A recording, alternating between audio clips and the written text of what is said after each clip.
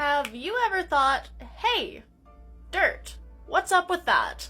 Let's talk about what is in dirt. More specifically, we're going to talk about soil, because soil and dirt are actually technically different things. So soil is defined as kind of a composite living ecosystem, whereas dirt is just kind of dead, non-organic minerals. So dirt is one component of soil, so soil has dirt in it, but dirt does not equal soil, if that makes sense. But what is in soil that makes it different from dirt? Again, starting off, dirt is in soil. That is all of the mineral particles that are not living matter. So that includes things like small pebbles, sand, silt, clay, all of that. Now there's actually different types of dirt as well based on the composition of that dirt. Most dirt is made up of sand, silt, and clay,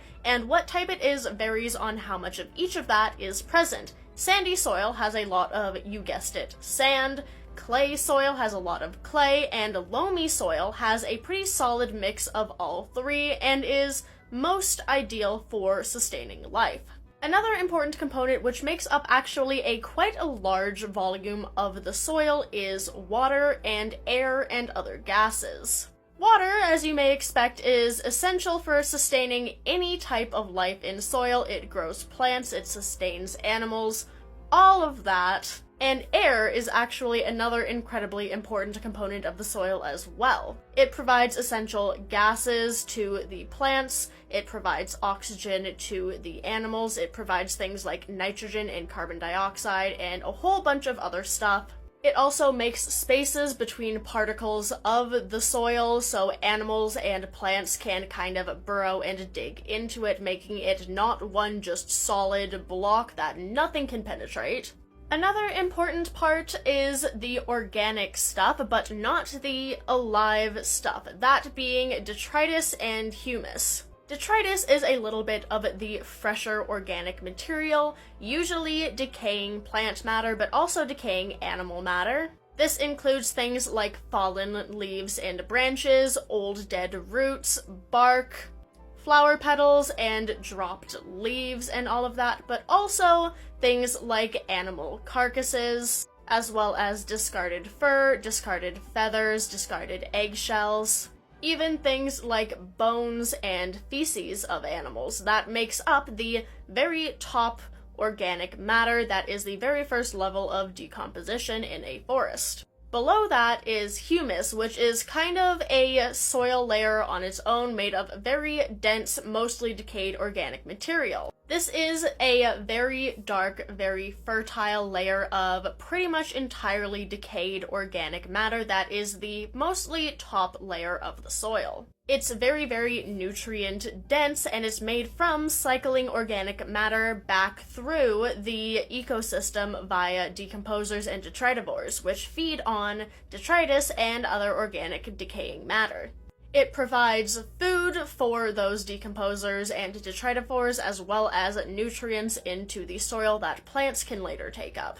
Another incredibly important component that is now living is the microbes. Microbes include things like bacteria, viruses, algae, and other protists. They are very, very small, microscopic organisms that do a number of different things. A lot of them act as decomposers and cycle nutrients. A lot of them are nitrogen fixing, which is incredibly important for plants because pretty much all plants cannot fix nitrogen themselves, meaning making it usable, so they rely on a mutualistic relationship with bacteria and fungi that can fix nitrogen and turn it into a usable form for the plants to use. The majority of microbes found in soil are harmless to humans. Some, like types of Pseudomonas, can become pathogenic, but most of the time they're just out living their best lives underneath the dirt. Another very important part of soil is the fungi.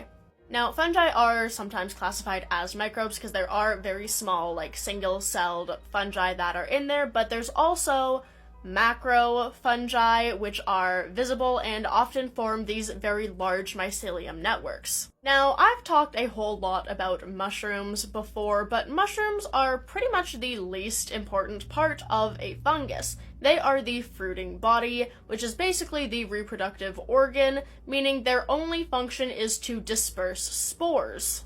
The vast majority of every type of fungus is found deep within in the mycelium network. Now, while not all fungi form a mycelium network under the ground, some form them in wood, some form them in things like food in the case of a mold, but they all have a mycelium network made up of hyphae, which are the individual filaments, and they're also a very important part of the soil ecosystem, again, providing things like decomposition and nitrogen fixation. Moving up, we have things like plants, which have, again, their entire root system, or pretty much always their entire root system, deep underground. Now, as you may guess, plants are very important both above and below the soil. They provide food and homes for various creatures and bacteria. They form a mutualistic relationship with a lot of bacteria and fungus and other microbes. They're very important in cycling nutrients by doing photosynthesis and cellular respiration and decomposition as well. A large majority of the detritus is formed from fallen leaves and such. And then as we move into the animal kingdom, we have things like springtails, which are some very, very small insects in charge of doing a lot of decomposition and detritivore work. Other detritivores include things like mites, like this guy, as well as our friends, the terrestrial isopods, who go by many names. I've always called them potato bugs, but people also call them roly-polies and bunch of other stuff, but they are terrestrial isopods. They are one of the few fully 100% always terrestrial crustaceans.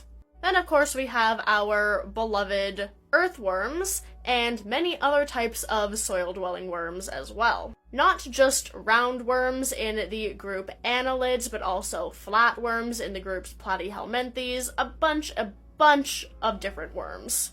There's also the nematodes, and so just a lot of worms. Many insects also lay their eggs in soil, and the larvae or grubs usually develop in the soil before doing a metamorphosis and emerging as a full adult. Larvae in the soil can be things like beetles and fireflies. Well, fireflies are beetles, or regular flies, or moths. Many types of insects lay their eggs in the soil, and the babies live there until they're ready to become a full adult.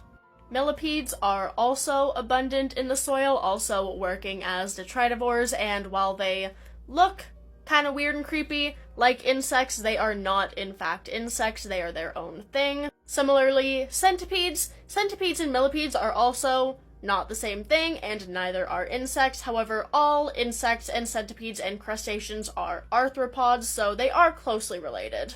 Centipedes typically act as some of the main predators for some of the very small detritivores, keeping the population of things like springtails and mites and isopods in check. We also have our larger soil-dwelling animals, things like moles and prairie dogs and burrowing owls, which most of the time don't spend all of their time fully in the soil, but do form an important part of the soil ecosystem.